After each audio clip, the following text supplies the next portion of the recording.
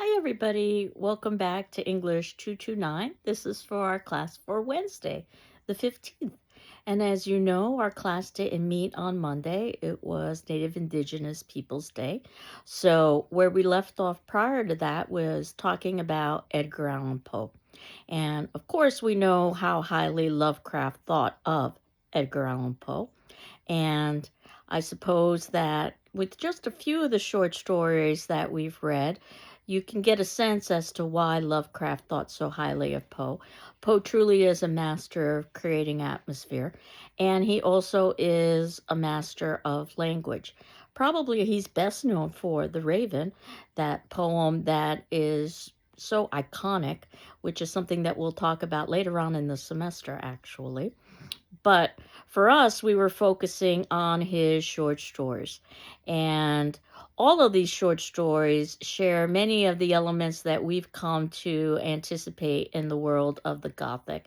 Most particularly, as Lovecraft had talked about, Poe's facility with being able to talk about psychological states.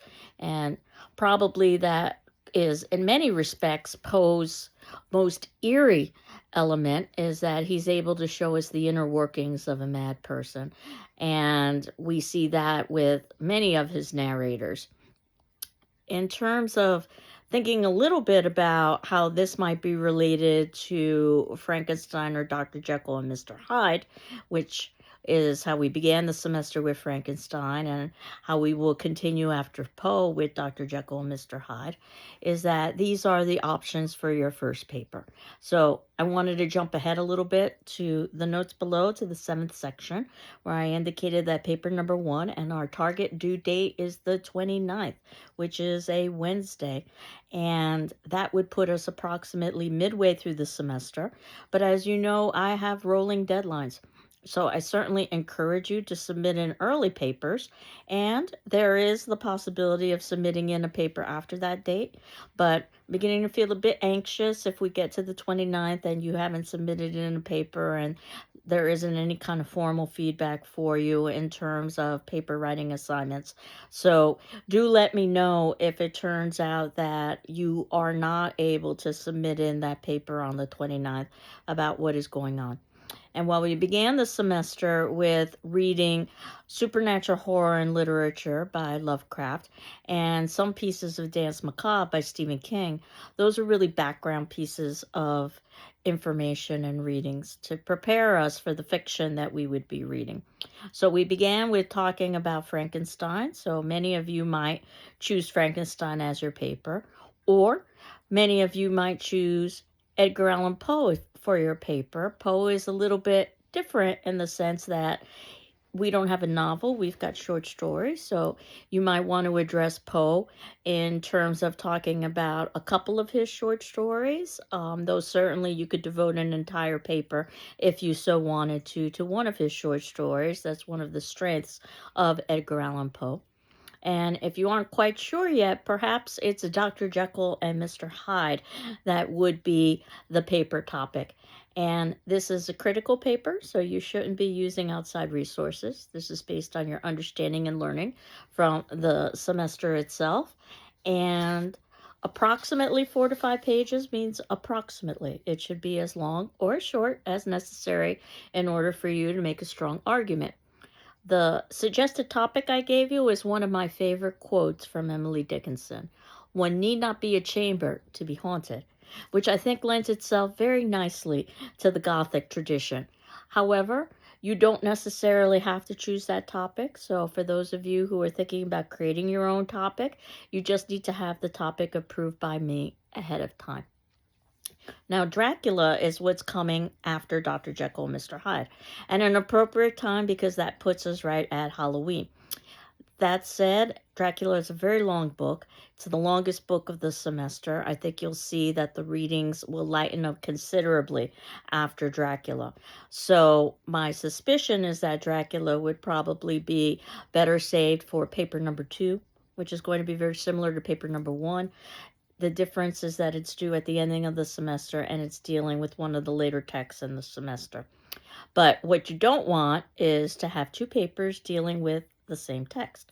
So Dracula sort of straddles the first part and the second part of the semester. So if you did decide to write on Dracula for your first paper, then you would obviously be writing about something different for your second paper.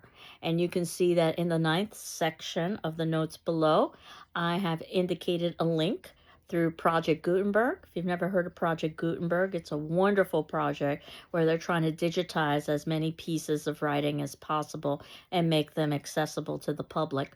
Certainly, there are lots of other ways that you can access Dracula. And one of the things we'll talk about when we get to Dracula is a website that I'm quite fond of because Dracula occurs over basically a year's worth of time. And it's a series of journal entries and newspaper clippings. So it's very much in the epistolary novel tradition that we talked about with Frankenstein. But if you had the time, and obviously that would not be the case this semester, you could read Dracula in real time over the course of a year with the journal entry dates dictating what you read and when you read it. This website will basically allow you to read Dracula in real time by sending you those appropriate pieces each day. So, but more on that later. Where we are is moving from Edgar Allan Poe, perhaps the master of the macabre in many ways, to Robert Louis Stevenson. And Robert Louis Stevenson probably doesn't have the cachet or is not as popular, let's say, as an Edgar Allan Poe or a Frankenstein. When you talk about Dr. Jekyll and Mr. Hyde, I mean, there is some cultural knowledge of that story, and that will be actually today's attendance question that I'll talk about a little bit more. But it certainly isn't as iconic as a Dracula or as a Frankenstein or as Edgar Allan Poe and his works. So knowing a little bit about the society in which Stevenson lived is very useful in terms of our understanding Dr. Jekyll and Mr. Hyde. And we could say that this is also applicable to the time period in which Edgar Allan Poe was writing as well, but especially in the 1880s, which is when we have Dr. Jekyll and Mr. Hyde. An incredibly repressive society. This is the Victorian period where the idea was that one had to experience self-sacrifice and suffering. It was particularly repressive in terms of sexuality, that the purpose of sexuality was for reproduction and not for pleasure. And I think that that repression is definitely evidenced in this novella, a novella being longer than a short story, which is what Dr. Jekyll and Mr. Hyde is, but not nearly as long as a novel. And I don't want to give away too many spoilers, but definitely there is a undercurrent of sexual repression. And specifically, and you might notice this when you're reading the text, is that there are a lack of female characters, which has led to lots of speculation about homoerotic messages within the text. Interestingly, most of the film adaptations have not discussed that element and instead have provided a heterosexual love interest, which goes to show once again about how film can differ from text. And as I did with Frankenstein, thinking about the text and the film as two separate entities, I think we could say the same for many of the Jekyll and Hyde versions. We're going to see one of the more famous ones when we get to the Jekyll and Hyde section. But in addition to thinking about the repressive nature of Victorian society, specifically with sexuality, you might know a little bit about Sigmund Freud and his psychoanalytic theories about the id, the ego, and the superego. The id being our impulsive side, the superego being our sense of conscience, and the ego tries to balance the two. And whether Stevenson was directly addressing this or not, we definitely get a sense of the pull of id, ego, and superego in the characters of Dr. Jekyll and Mr. Hyde, which you will see as you read. And again, I don't want to give away too many spoilers. I'm just giving you some ideas of things that we will be discussing soon. Darwinism. And if you know anything at all about Darwinism, then you know about the idea of how Darwin and his On Origin of Species talked a little bit about our ancestry coming from an animalistic, baser element. And that said, Dr. Jekyll and Mr. Hyde will also address Darwinism and also not necessarily progression, but regression back into our ape like ancestry. And then lastly, even though Jack the Ripper, and I suspect that this is someone you've heard of, the murders occurred 2 years after the novel. In many ways, the novel sort of anticipates of what would have happened with Jack the Ripper. So much so that actually when there were some um, stage versions of Dr. Jekyll and Mr. Hyde, the audience members were actually identifying the lead actor of Dr. Jekyll and Mr. Hyde as Jack the Ripper, which is not the case. Jack the Ripper, you might know, was a very famous serial murderer in Victorian England and targeted prostitutes. The speculation is that Jack the Ripper was a doctor or had some kind of advanced medical knowledge because of the incision cuts that were made. And that said, Jack the Ripper has never been caught. And of course, the idea of repressed anger, violence, and sexuality is embedded in some of the Jack the Ripper cases.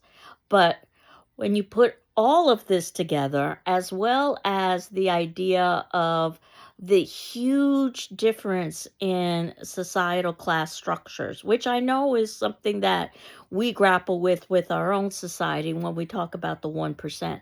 But it was literally quite possible for the very wealthy and the very poor to be living next to one another. This is something that also will be addressed in the novel when we talk about the seedier side of town. And the Victorian society was known for basically its hypocrisy, because despite the ability or the need to maintain the sense of decorum, the ability to do so was somewhat lacking. And the seedy underworld of the Victorian period was quite well known, and prostitution was rampant.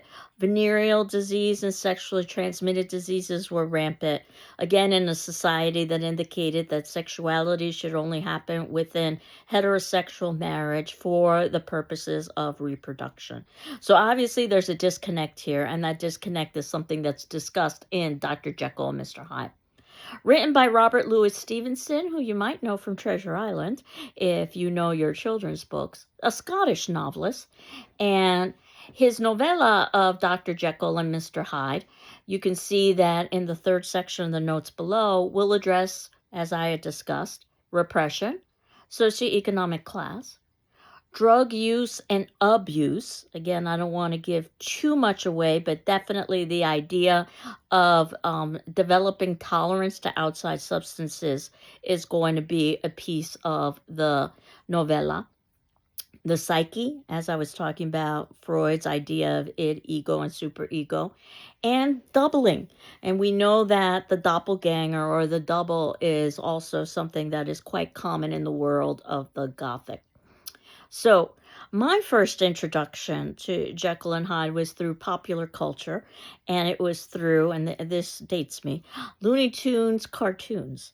And I don't know if you've ever watched any Warner Brothers Looney Tunes cartoons, but they basically were rather sophisticated in that they oftentimes dealt with lots of parodying of adult themes, but they were accessible for children. And certainly the first time that I saw their short their short Hyde and Hare, Hare being Hare for Bugs Bunny, basically, I didn't understand that it was based on a great piece of literature by Robert Louis Stevenson, but I appreciated the story for what it was. And I have included that as something for you to watch. It's just a 7-minute watch for your amusement and entertainment. That's under the 5th section, where you can see Warner Brothers and their take on some of what happens in Dr. Jekyll and Mr. Hyde. I do have a video for you to watch, a bit more serious, that's about 13 minutes long or so, that talks about the bizarre truth of Dr. Jekyll and Mr. Hyde, and you can learn some more about Robert Louis Stevenson. And going back to popular culture, oh, that's in the 7th section, so you should watch that as well. Going back to popular culture, I've also included a link for a New York City club that I have actually visited called the Jekyll and Hyde Club. It's great fun. It's one of those theme restaurants where the food is overpriced and perhaps mediocre, but you go there for the atmosphere. And basically, it's a horror motif where the servers are all dressed up in iconic horror movie outfits. There are lots of props throughout the restaurant. There are pictures on the wall that have moving eyes. They've got stool seats by the bar that very incrementally move up and down. So when you leave the bar, you're disoriented, not necessarily because you've had too much to drink, but that could also be the case. But it's just the height is slightly different. So there's a website for that you can look at if you wanted to. No, you're not required to, but I am going to ask you to watch the Bugs Bunny short, only 7 minutes, Hide and Hair, and also, more importantly, watch The Bizarre Truth of Dr. Jekyll and Mr. Hyde, and that's 13 minutes long. So, what we are going to be doing next class is beginning to discuss Dr. Jekyll and Mr. Hyde. So if you haven't finished the text yet, this is the time to finish it. And as I had indicated, Dracula is a long read, so the sooner you begin it, the better off you are. Our attendance question for today, which would be due on the 17th on Friday, and certainly if you need additional time, please let me know and I can grant you an extension. But it's about Jekyll and Hyde and your understanding of that story prior to this class. So the question is, did you know anything about Jekyll and Hyde prior to this course? And if so, what? Perhaps some of you have heard the term used, Jekyll and Hyde personality, to talk a little bit about a person that seems to have two very opposing personalities. But I'm curious to know if you knew anything at all about it, because I could just about guarantee that you all knew something about Frankenstein and you all knew something about Poe. But that might not, and you all know something about Dracula, which is coming up, but it's not necessarily guaranteed with Jekyll and Hyde. So I'm curious to see what your responses are. Again, you're not required to respond to your classmates, but you're certainly encouraged to. But you are required to read your classmates' responses and my responses in turn, and what you would see would be a kind of class discussion that we would be having. So I'll leave you to watch those 2 videos, and then we can pick up again next class. I hope you're doing well. I'm doing well, and I'm very much looking forward to Halloween. And there is a class that's labeled just Halloween that I'm not going to talk much about until we get to that point. I can tell you that I'm a big fan of Halloween, and if you know anything about historic Deerfields, they are doing after dark ghost watches, or ghost walks, I should say. I believe they're sold out, but one of the ghosts, the lady in white, is played by, well, yours truly. And I started last weekend. I've got 2 weekends coming up, and I've been having the time of my life. So I hope that this is a very enjoyable Halloween season for you. And we will continue on next class. Take care. Bye-bye.